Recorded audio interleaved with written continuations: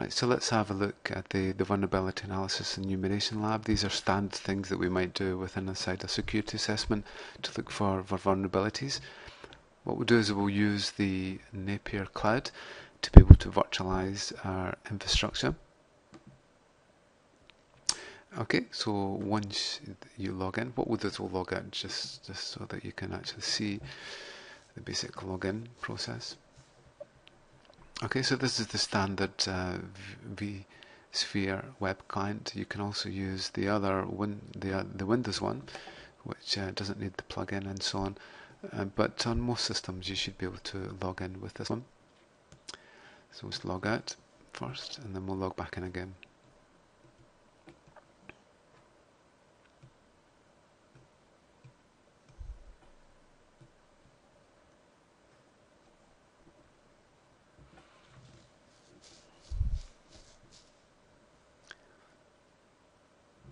Takes a little minute. Okay, so here we go. So you should have received a login. Let's just log in here. Okay, so the Vsphere Web Client works with both Firefox and Internet Explorer. And once you've installed the plugin, then you should get this interface. So you'll find that this interface will show a little bit more than what you will actually see. Obviously, the rights are more locked down for the normal lab user, but you can have a look to see the general infrastructure that we have. We have a basic cluster set up with 3 main hosts, and then we have another one which actually copes with the main infrastructure for our cloud. So the main place that you'll find your VMs are within the production area. So in this case we have a whole lot of Linux instances. So we'll just pick one off at random, and hopefully no one's using it. Okay, so you just list your VMs here.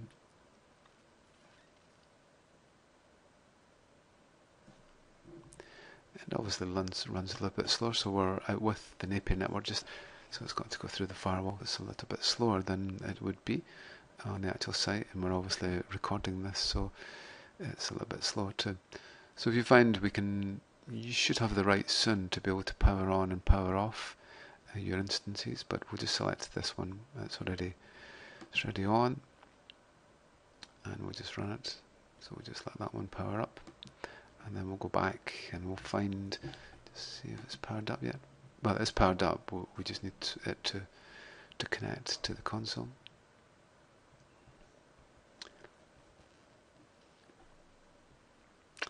And that's it there, so we'll just log in.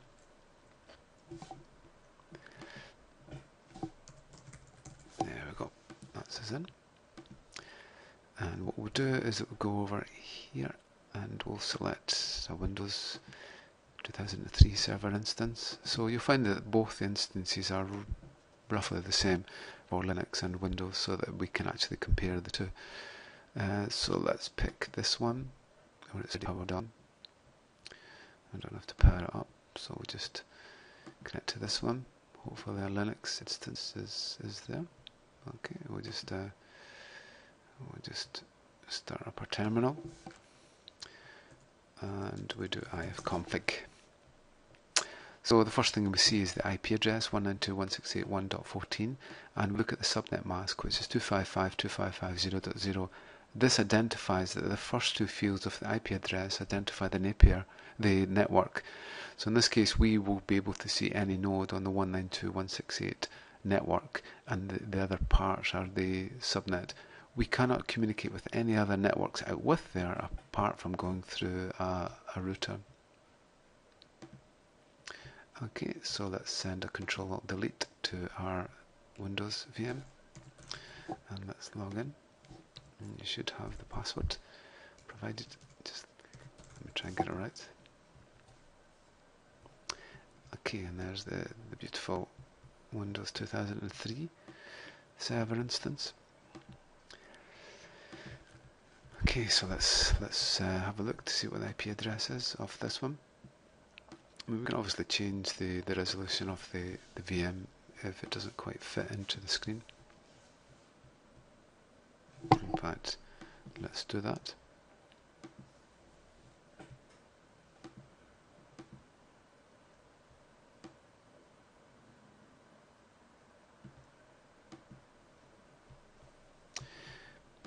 A little bit better. Okay, so it's IP config for this one. So we can see it's 192.168.1.49.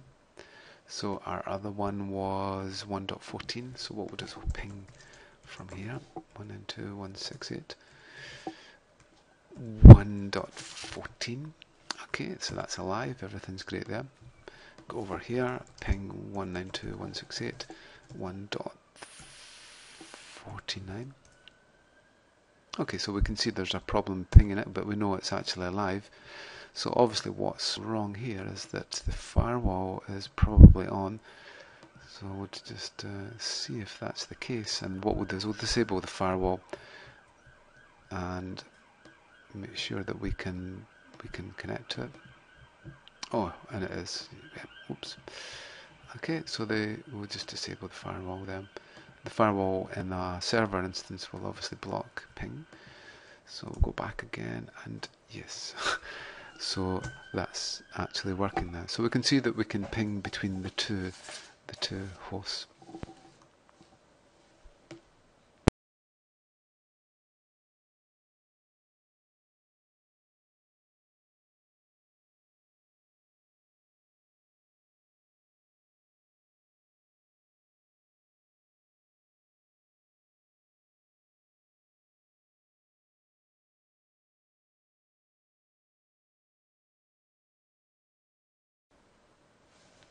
Okay, so before we do the Nmap, what we'll do is we'll do a basic bash shell script to be able to sweep over a number of nodes.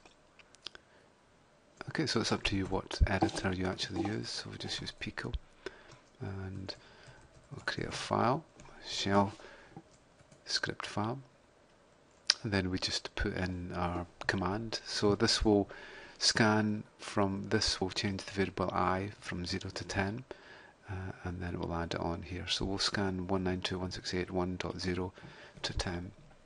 In fact, let's just change that to 1, and we'll just save that.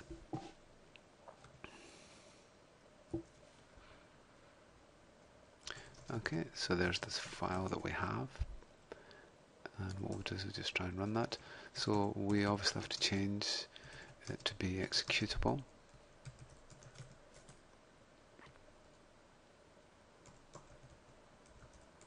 And we'll just run it.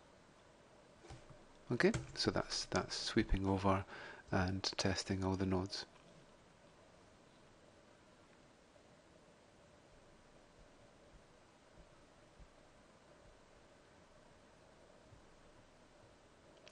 Okay, so it stops when it gets to 10.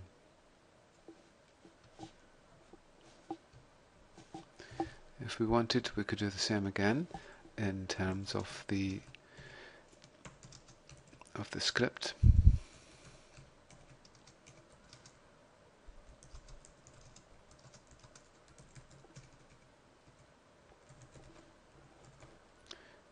$681, and then we have a dollar. And let me find the dollar. Done.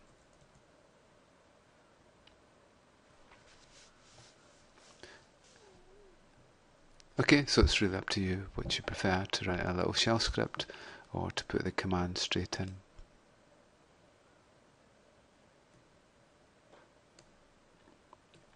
And this should just finish now.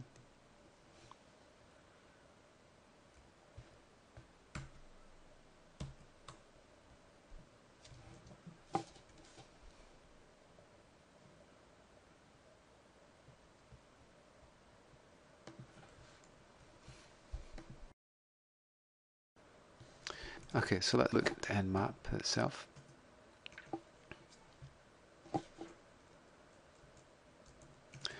So we can look at the manual if we want. with man and then Nmap, and it should give us all the commands that we can actually use.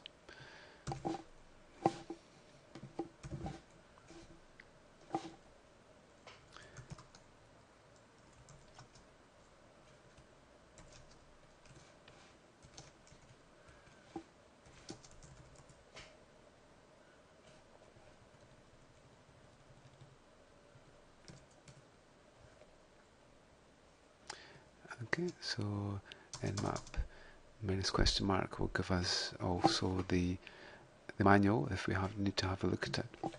So Nmap normally requires a super user account, so we run sudo, and what we'll do is that we'll do a scan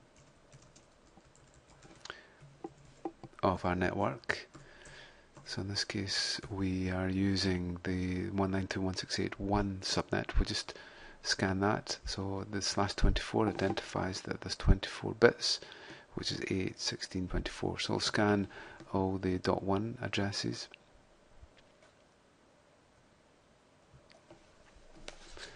And it just takes a little minute to do that. So the S-P will do a host sweep, and the -R specifies that they're listed in their order. So there we go, we can see that it's found all these hosts that are actually alive on our network, and it gives us the MAC address. So you probably find that this address here, this MAC address, is the identifier for a VMware type adapter, and it will give us the IP address for it and the basic latency for the hosts. Okay, so it looks like there's 55 hosts that are alive on the 192.168.1 network.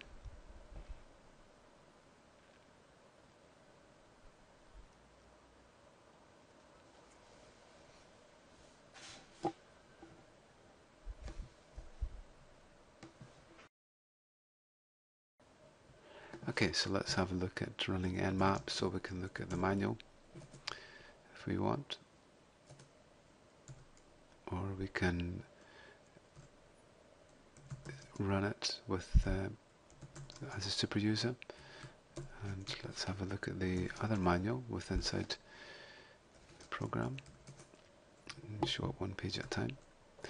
So the scan that we're going to do is the -SP, which is just a ping scan. So we'll run Nmap -SP -R 192.168, and 1 is the network that we're on, and let's go for it. Okay, that's pretty fast, and let's see if it's found our host. Let's have a look to see what our host was. And we're at 1.49, so let's see if it's found it, and hopefully it's there. Okay, so it's found it. We'll just check the MAC address 04D7 and 04D7, so it's found that. Okay.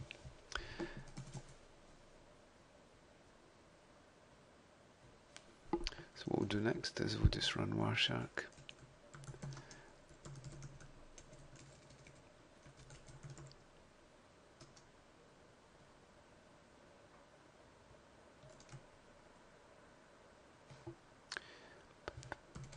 There we go.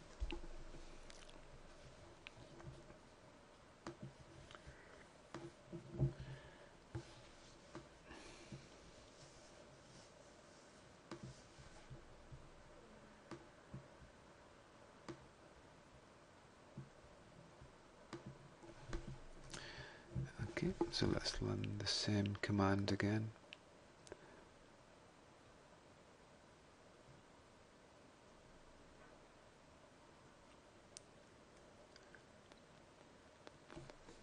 Oops, started it twice.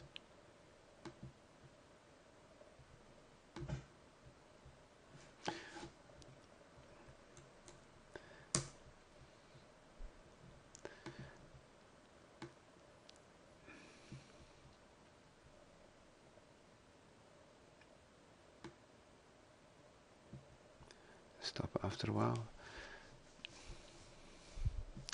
and let's see if we can find the ping.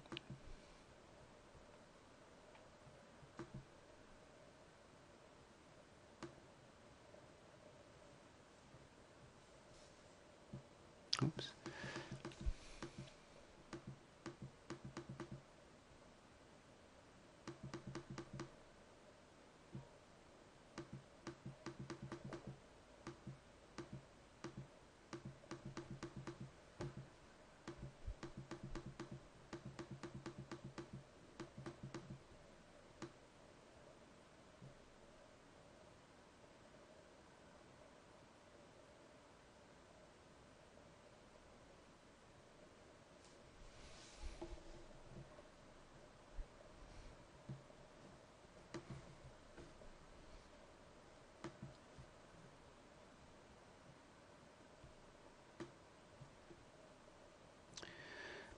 Okay, so there you go. So there's our discovery there. You see lots of ARPs, so it's using the ARP protocol to be able to discover our nodes.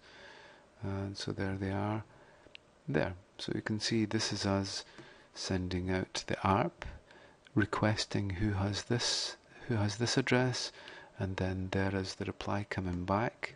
Sorry, that's who to tell, which is us, and then what we see coming back is an ARP reply. So in this way, the Nmap is able to discover. Just let us watch that there's no extra windows appearing. What I can do is put it into full screen. Makes it easier.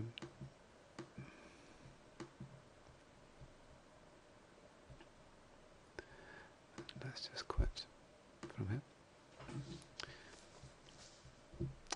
Okay, so that's showing the Nmap going out with an ARP, and then the reply coming back with the MAC addresses. So in that way it manages to find all the addresses there. Okay, so let's quit that one.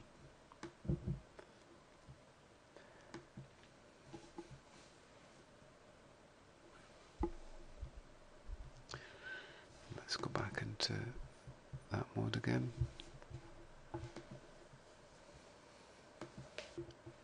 Right, so let's do an operating system scan.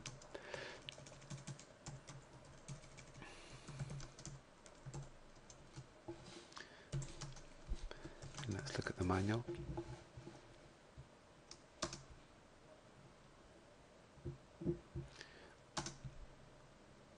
Okay, so -O gives us an operating system scan. So we'll just run that. Can take a while, so what we'll just do is to scan our own host here. Hopefully it's going to come up with Windows 2003 server. And so we've discovered the ports that are actually open. It's discovered the MAC address in this case, and then here it's saying it's running Windows 2003 with a bit more details around it.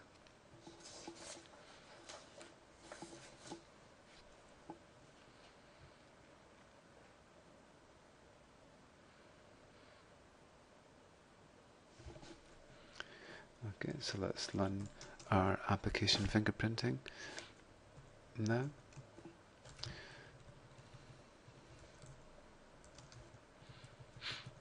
And we'll just have a look at our own server. So this is going to scan for the applications and the version number. This takes a little while. And we can obviously run Wireshark over here if you want, and then you should be able to find Wireshark if you want to see what the basic trace was that was actually happening while it's doing that.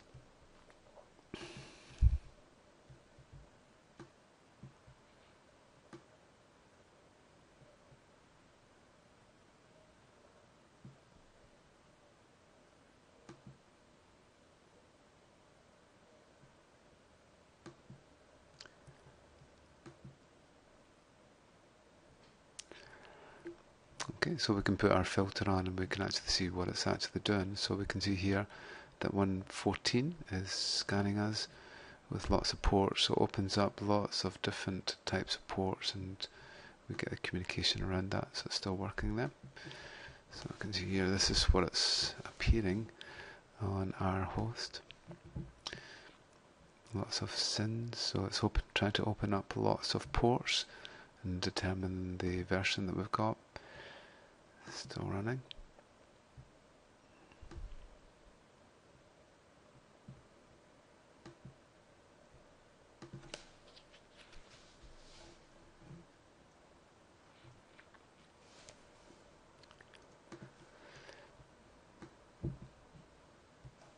So it's going to take a wee while. There you go, so we can see all the things. So make sure you use the filter, so we can use the IP source address to filter, or we could use the destination address, which is obviously our address. And it's still going through all the ports. Lots of sins, lots of FINACs to finish the connection and so on. And there we go. So what we can see, hopefully, is all the ports that are open and the basic service that's actually running. So there's the Microsoft FTP service. We have a telnet here on port 23. We have SMTP on 25. We have a DNS service, so it works as a DNS server. And some of the other key ones, 443 is the secure port for HTTPS. We have 80 open, so the web server's open, and so on. So it's trying to do as much as possible to actually try and interpret what the operating system is actually running. So let's now try and connect to one of the ports. What we can do is just make sure that the web server is running on the Windows machine. So we'll just run 192.168.1.49. So this is contacting our web server, and there we go. So we can see the web server is running over here. Hopefully we can actually see that, the traffic. So there we go. There's the traffic coming through from the web browser. So we'll just shut that down because we've proven that the web server is working from IIS. Then what we'll do is that we'll just contact it. And we often use telnets for our debug tool, so this will allow us to connect to any port that we want. So what we'll do is we'll connect to port 80 over here. Netstat -A will allow us to see which ports that we've got running on our machine, and hopefully port 80 is open, and there is them. Okay, so we'll now try and connect to the HTTP. So that's looking for a command to come back. So we'll say options /HTTP /1.0. Got to press return twice, and it shows us some of the options that the server responds to. In this case, trace, get, head, post, and options. So we'll do head. Oops, just open up. So HTTP is stateless, so it opens one connection and then closes. So we'd have to keep alive to actually keep the connection alive. So we've got to connect each time. So we'll just try this one. It defines that we're using HTTP 1.0. Okay, so that gives us the basic head from the server. Now what we'll do is we'll get the top level.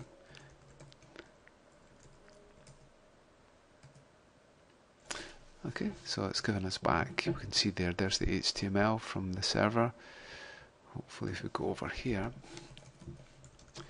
and we go into inetpub www.root, and hopefully the index.html file is the exact same as the one that we captured from our telnet. So that is the same.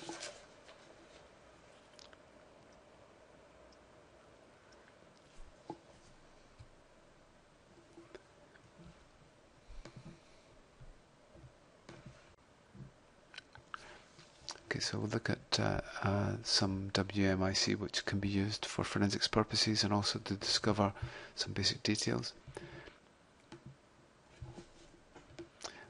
So what I'll do is I'll find out, rather than discovering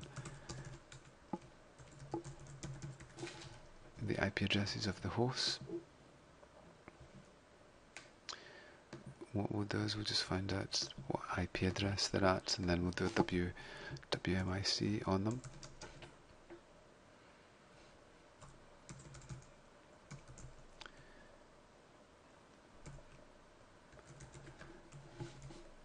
And we'll find this out in a minute. CPU list brief.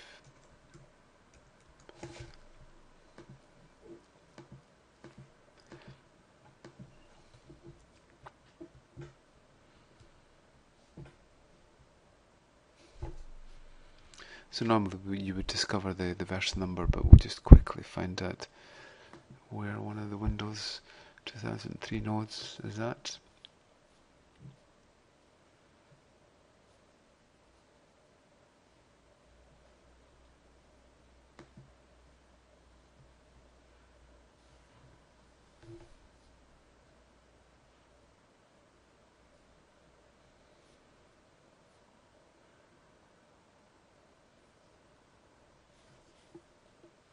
And then we just go ahead and use WMIC.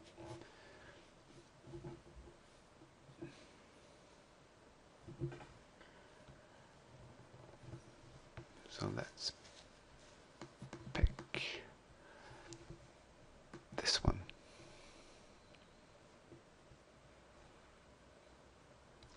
And it's 1.67.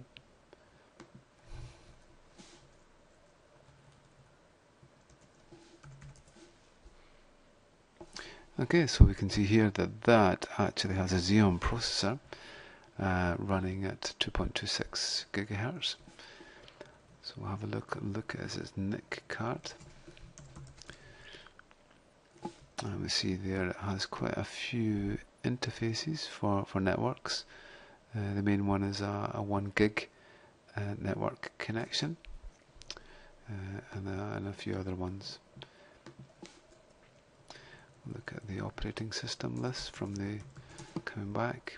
And we can see here what it has and the version of the Windows operating system, and then we should be able to see some of its shares, hopefully. And there we go. So it has a C drive. IPC is a standard share for the remote connection, admin, and so on.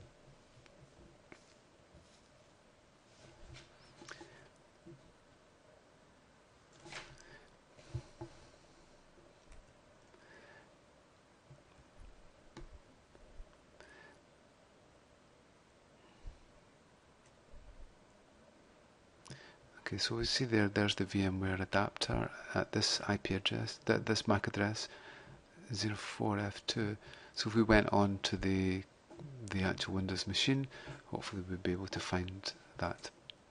Okay, so this is showing us the basic usage of the WMIC command.